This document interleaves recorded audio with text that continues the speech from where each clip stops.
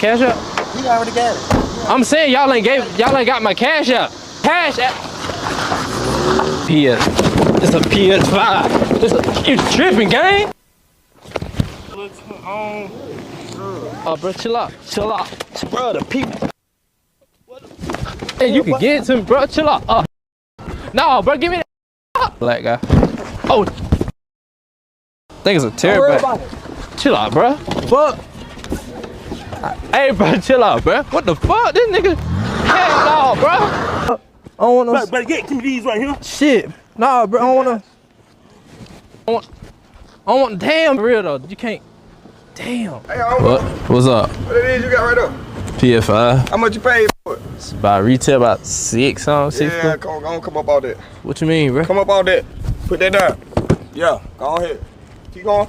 Turn around. Don't worry about that. They ain't showing no more. Go ahead. That ain't showing no more. Appreciate it. I don't care about your prank. You should have thought about it before you came to the hood, big dog. Go ahead. Alright, bro. Shit.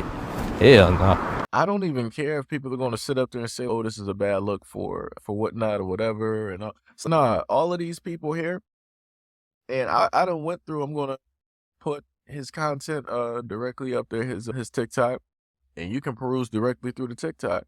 Stuff like this is crazy. And in a lot of instances, you'll have dudes pulling weapons directly out on them and just taking him by force, along with taking his shoes. And he's sitting up there trying to tell people like, yo, it's a prank. They ain't trying to sit up there and hear it. They literally just robbed this man. Every single instance, it's the exact same thing. You had a few instances where the dude was still there and he was like, yo, cameras across the street, dog. It was a prank. The box is empty. But other than that, you got people driving off, running off, sitting up here trying to wrestle him for the box, not knowing that the box is empty. They just, hey, I just sat up there and got me like a free system. Hey. And this is what I've talked about before. How it is that you got people in the community that will just freely act like this. They'll freely do this to one of their own. Now, let that have been a couple of guys of a different nationality, and let's say like a suit or something like that, just walking down the street. They wouldn't have even thought about potentially doing it because they knew what the consequences would have been. They knew that the stakes would be high. Now, again, some people out there will sit up there and say, well, we got guys in the community that don't care who you with. They'll just do it, whatever it is. All right, that's cool. That's great. The greater majority, they do care, though. If it's their own, they're not going to sit up there and second guess it. They'll be like, I'm about to just sit up there and get them, and I'm still in the shoes. And in one instance, the younger dude, he sat up there, and for one of the videos I watched, the younger dude sat up there and literally pulled out a weapon and then took the PlayStation 5 box along with the dude's phone and his shoes.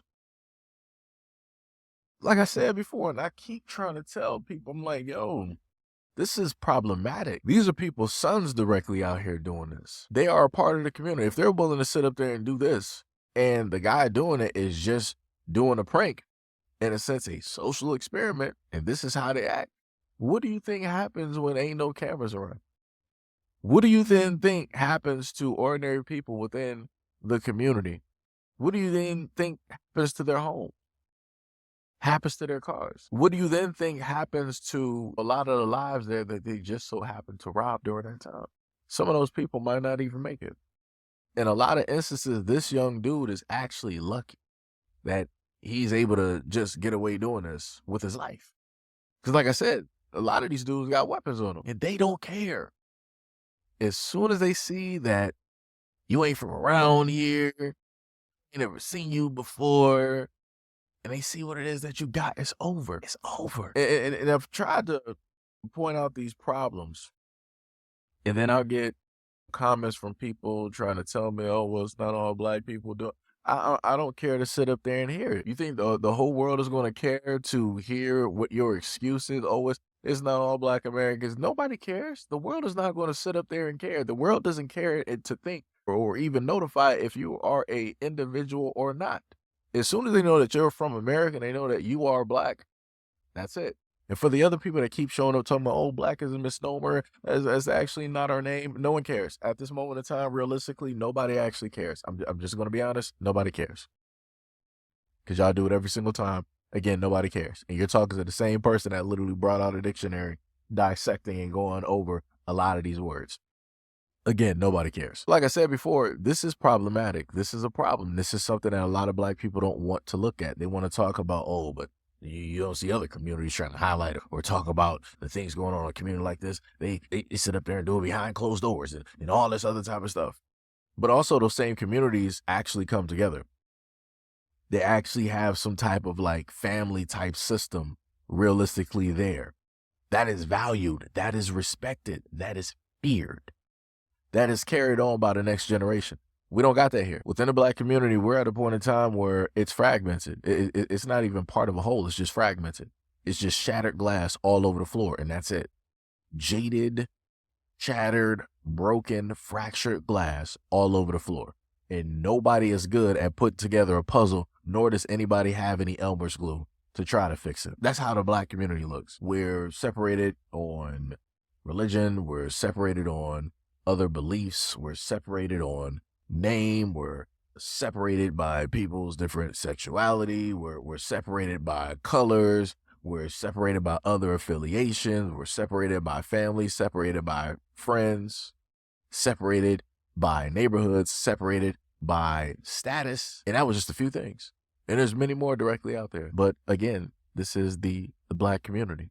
But when you want to bring awareness, you want to point this out, nobody cares. People want to pussyfoot around. People want to decide to navigate around the topic. They want to point towards somewhere else. They want to move the goalpost. And then when you do videos and you tell people different solutions on how to correctly fix a problem, again, people don't want to listen.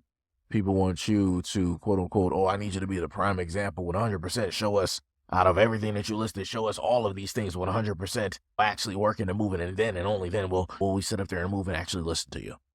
But up until then, it's just talk.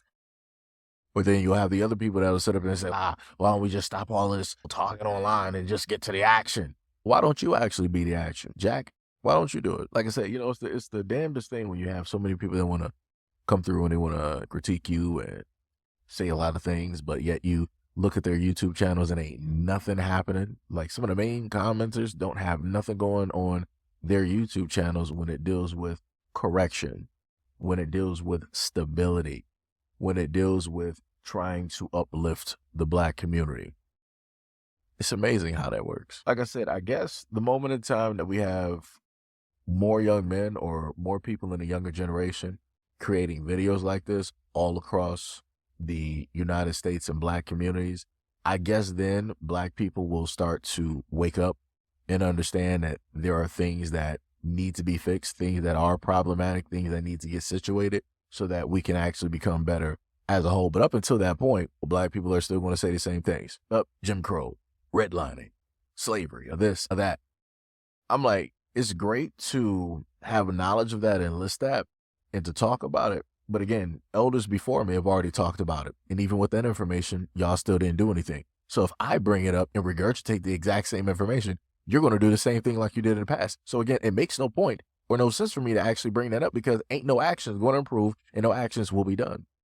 The only thing that I'm looking for is for people to actually take accountability for the actions that they commit at this point in time.